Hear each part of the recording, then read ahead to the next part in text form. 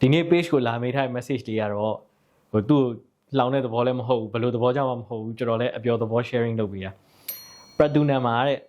မြန်မာငွေသိန်း1000နဲ့2000ကြားတဲ့သုံးမယ်ချက်ချင်းဝယ်ပါမယ်ကွန်ဒိုဖြစ်ရမယ်တဲ့ယထာတို့ဘူရာတို့နဲ့လည်းနီးရမယ်အဲ့လိုမျိုးလေးတော့ကျွန်တော်တို့ message တွေပို့လာတယ်ဆိုတော့သိန်း1000နဲ့2000ကြားဆိုတာမြန်မာငွေသိန်း1000နဲ့2000ကြားပေါ့နော်ပရဒူနန်မှာလိုချင်တာတဲ့ယထာနဲ့လည်းနီးရမယ်ကွန်ဒိုလည်းဖြစ်ရမယ်တက်တန်းလည်းတက်ရမယ်တဲ့ဆိုတော့အဲ့ဒါမျိုးလေးဟိုဒီလာမေးတဲ့မိတ်ဆွေပေါ့နော်ဟိုကျေးဇူးတင်ပါတယ်ကျွန်တော်တို့ page ကိုဆက်သွယ်လာပေးတာကျွန်တော်တို့လည်းတခြားသက်ဆိုင်တဲ့ property လေးပြပေးလိုက်ပါတယ်ဒါပေမဲ့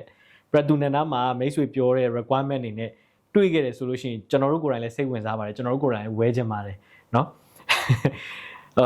ထပ်ပြောဖြည့်ပြီးပြောရရင်တော့ပရဒူနန်နာမှာတော့ IC လောက်နဲ့မရဘူးပေါ့နော်ကွန်ဒိုလည်းဖြစ်ကမယ်ကွန်ဒိုအစ်စ်လည်းဖြစ်ကမယ်တက်တန်းလည်းတက်ကမယ် even တက်တန်းဟောင်းရင်တော့မှ IC လည်းဘလို့မှမရနိုင်ဘူးအဲ့တော့ဟိုဒါလေးကိုကျွန်တော်ရှင်းပြချင်တာပါအဲ့တော့အဲ့အစားကိုဒီပရဒူနန်လောက်အထိကိုကျွန်တော်တို့ယထာနဲ့တစည်းတဲ့ဆင်းပြီးတော့သွားလို့ရတဲ့